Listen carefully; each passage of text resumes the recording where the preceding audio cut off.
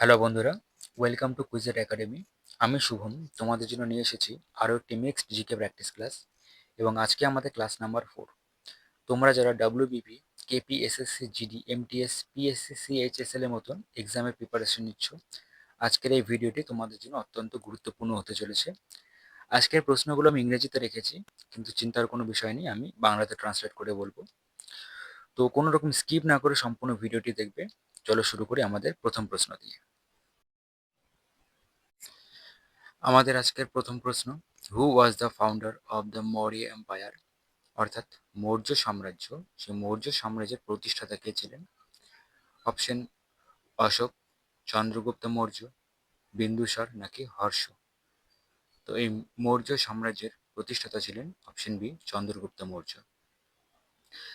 The founder of the Maurya empire was Chandragupta Maurya, যেরকমটা বললাম চন্দ্রগুপ্ত মৌর্য ছিলেন প্রতিষ্ঠাতা।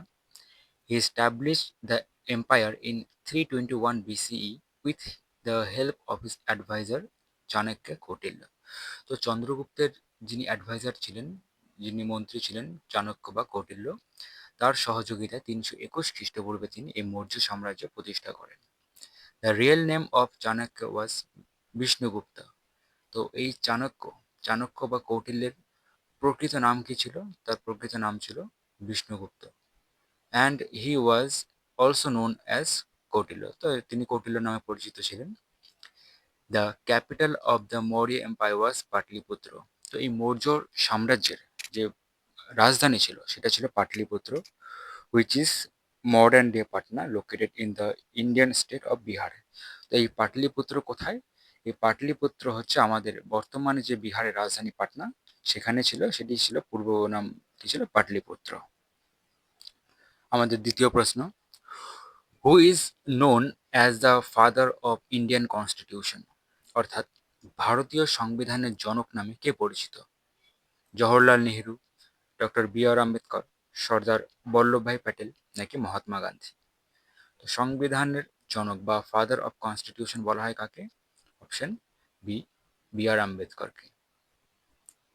দেখো, এখানে দুটো তারিখ তোমাদেরকে মনে রাখতে হবে, একটা হচ্ছে 26শে নভেম্বর, একটা হচ্ছে 26 জানুয়ারি। তো 26শে নভেম্বর কি ছিল? 1949 সালে 26শে নভেম্বর আমাদের কনস্টিটিউশন অর্থাৎ ভারতীয় সংবিধান লেখার কাজ শেষ হয়েছে। তো এই 26শে নভেম্বরকে আমরা কনস্টিটিউশন ডে বা সংবিধান দিবস হিসেবে পালন করি। এবং 26শে জানুয়ারি, যেটা আমরা প্রজাতন্ত্র দিবস হিসেবে পালন করি, সেদিনে বিশেষত্ব কী ছিল? 1950 সালে এই 26শে জানুয়ারি আমাদের সংবিধান এই দিন থেকে কার্যকর হয়, অর্থাৎ লাগু হয়।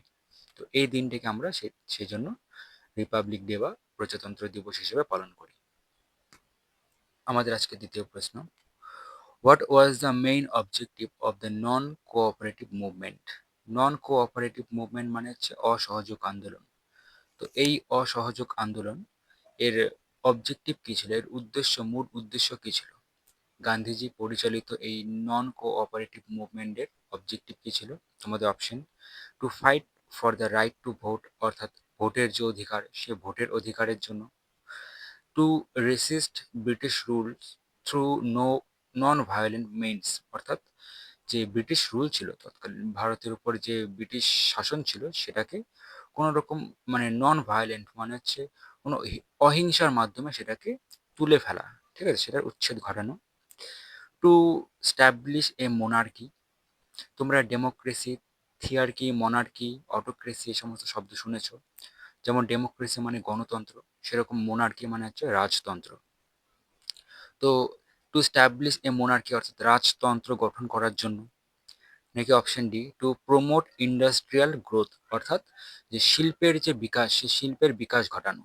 তো এই নন কোঅপারেটিভ মুভমেন্টের মেন উদ্দেশ্য কী ছিল?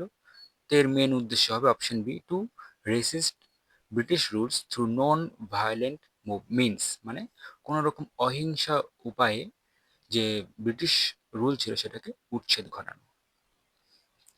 The non-cooperative movement 1920 to 1922 was led by Mahatma Gandhi to protest British rule. অর্থাৎ এই 1920 থেকে 1922 সালের মধ্যে যে অহিংসা অসহযোগ আন্দোলন হয়েছিল গান্ধীজির নেতৃত্বে, তার মূল উদ্দেশ্য ছিল এই ব্রিটিশ রুলের উচ্ছেদ ঘটানো।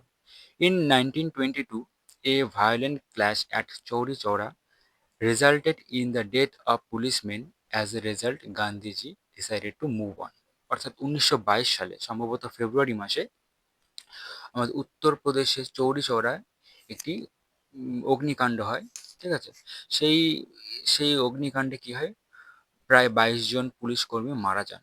তো এই ঘটনার পর গান্ধীজি এই অসহযোগ আন্দোলন কিন্তু প্রত্যাখ্যান করেন 1922 সালে ফেব্রুয়ারি মাসে। আমাদের আজকে 4 নম্বর প্রশ্ন, name the mountain range that separates Europe from Asia. অর্থাৎ কোন পর্বত শৃঙ্খলা এশিয়াকে ইউরোপ থেকে সেপারেট করেছে, ইউরোপ থেকে এশিয়াকে আলাদা করেছে? Option A Alps, option B Andes, option C Himalaya, নাকি অপশন ডি ইউরাল মাউন্টেন্স? তো এর সঠিক উত্তর হবে অপশন ডি ইউরাল মাউন্টেন্স। 5 নম্বর প্রশ্ন দেখো, which Indian state is known as the land of 5 rivers? কোন ভারতীয় রাজ্য পঞ্চনদের দেশ বা পঞ্চনদের ভূমি নামে পরিচিত? অপশন রাজস্থান, পাঞ্জাব, হরিয়ানা, নাকি উত্তরপ্রদেশ? তো কোন ভারতীয় রাজ্য পঞ্চনদের দেশ নামে পরিচিত? এর সঠিক উত্তর হবে অপশন বি পাঞ্জাব। এখানে কিছু ভারতীয় রাজ্য এবং তার নিক নেম আছে, একটু দেখে নিই এক নজরে। আসাম, প্রথমে আসে আমাদের আসাম। আসামকে কি বলা হয়? Tea garden of India.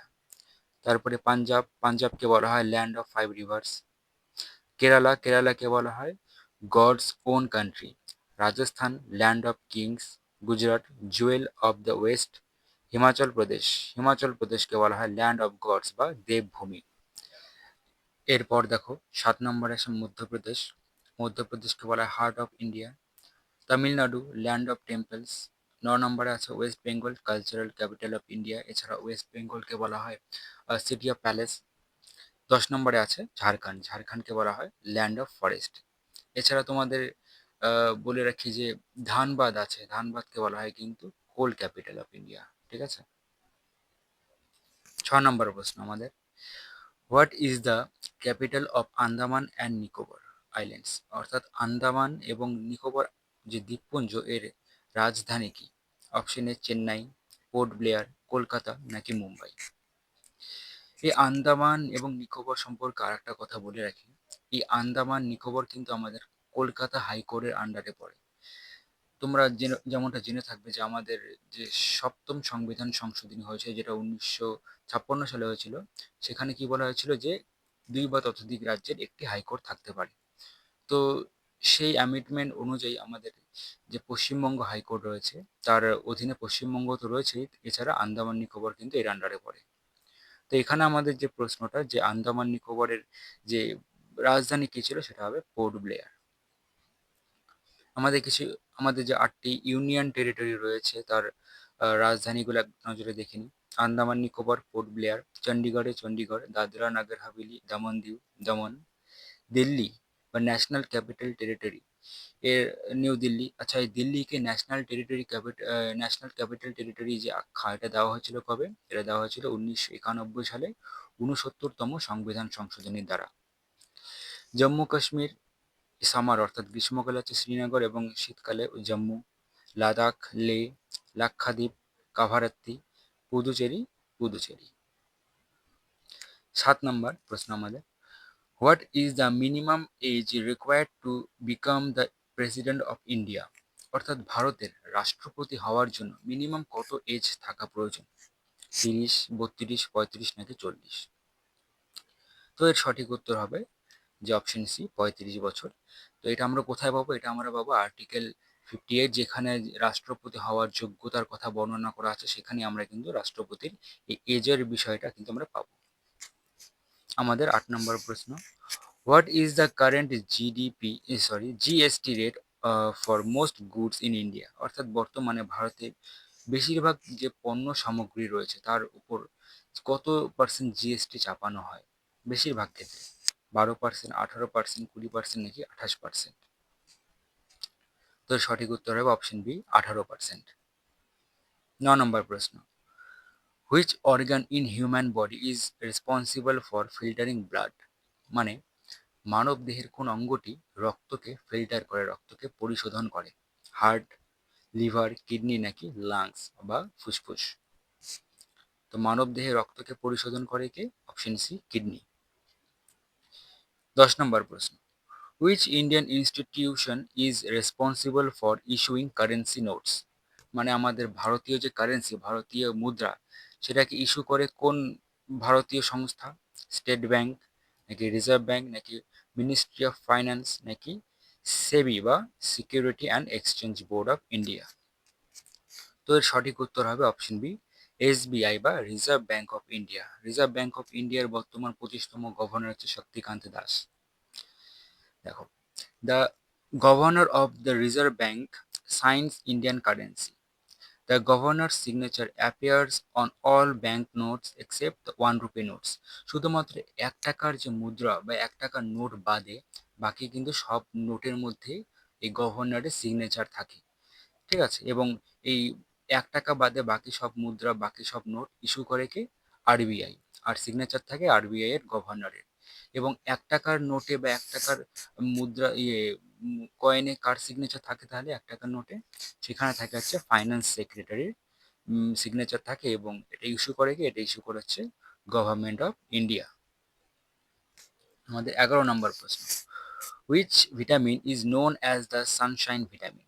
কোন ভিটামিন সানশাইন ভিটামিন নামে পরিচিত? Option A vitamin A, vitamin B, vitamin C নাকি ভিটামিন ডি? দেখো, সানশাইন, এখান থেকে মনে রাখতে পারো যে সূর্য থেকে আমরা কোন ভিটামিন পাই? সূর্য থেকে পাই আমরা ভিটামিন ডি। তো এখানে আমাদের সঠিক উত্তরও হয়ে যাবে ভিটামিন ডি। ভিটামিন ডি কে বলা হয় সানশাইন ভিটামিন। 12 নম্বর প্রশ্ন, which of the following is a Nobel gas? নিচের কোনটি একটি নোবেল গ্যাস? নাইট্রোজেন, অক্সিজেন, নিয়ন নাকি হাইড্রোজেন? তো এর সঠিক উত্তর হবে অপশন সি, নিয়ন। তো আমাদের যে 6 প্রকার কি বলে ওটাকে, নোবেল গ্যাস আছে, সেগুলোকে একবার দেখে নিই। হিলিয়াম 1 নম্বরে আছে, হিলিয়াম, তারপরে নিয়ন, আর্গন, ক্রিপ্টন, জেনন এবং রেডন। আচ্ছা, এই যে 6 নম্বরে যে আছে রেডন, এই রেডন কিন্তু সব থেকে, এটা কি বলা বলা আছে, মোস্ট রেয়ার, মানে সব থেকে রেয়ার, সব থেকে বিরলতম গ্যাস হচ্ছে রেডন। তো এই 6 প্রকার নোবেল গ্যাসের কিন্তু নামটা মনে রাখতে হবে, অনেক সময় প্রশ্ন করে দেয় পরীক্ষায়। 13 নম্বর, what is the capital of Australia? অস্ট্রেলিয়ার রাজধানী কি? Option A Sydney, Melbourne, Canberra নাকি ব্রিসবেন? তো অস্ট্রেলিয়ার রাজধানী হয়ে যাবে অপশন সি, ক্যানবেরা। অস্ট্রেলিয়ার মুদ্রা কি সেটা তোমরা আমাকে কমেন্টে জানাবে। 14 নম্বর প্রশ্ন, who is known as the morning star of Indian renaissance? অর্থাৎ ভারতের যে নবজাগরণ, ভারতীয় নবজাগরণের শুকতারা কাকে বলা হয়?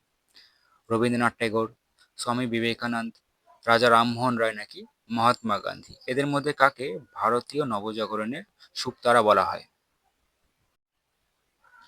তো ভারতীয় নবজাগরণের শুকতারা বলা হয় অপশন সি, রাজা রামমোহন রায়কে। তিনি জন্মগ্রহণ করেন 1772 সালে এবং 1833 সালে ইংল্যান্ডের ইংল্যান্ডে তিনি মারা যান। ঠিক আছে, আমাদের 15 নম্বর প্রশ্ন, which Indian classical dance form originated in Tamil Nadu? অর্থাৎ নিম্নের কোন শাস্ত্রীয় নৃত্যটি তামিলনাড়ুর বা তামিলনাড়ুতে জন্ম? কথক, ওড়িশি, ভারতনাট্যম নাকি কুচিপুড়ি? তো আমাদের এই কথক, কথক কোথায় পাওয়া যাবে? কথক হচ্ছে আমাদের বেসিক্যালি উত্তর ভারতে, উত্তরপ্রদেশ, উত্তরাখণ্ড, এই সমস্ত রাজ্যে দেখা যায়। ওড়িশি দেখা যায় ওড়িশায়, কুচিপুড়ি দেখা যায় অন্ধ্রপ্রদেশ।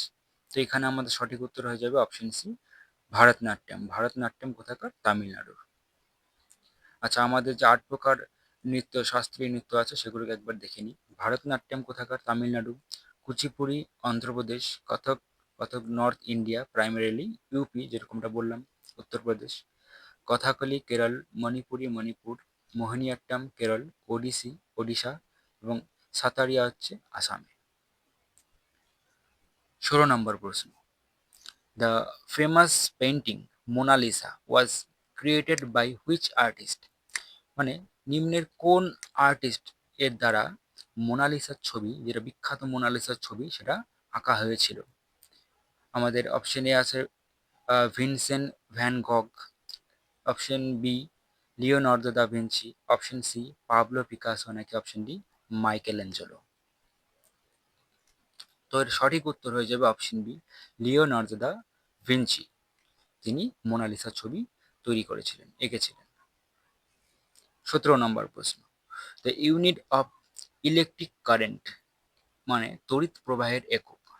এখানে জিজ্ঞাসা করেছে যে তড়িৎ প্রবাহের একক কি, ভোল্ট, অ্যাম্পিয়ার, ওহম নাকি ওয়াট।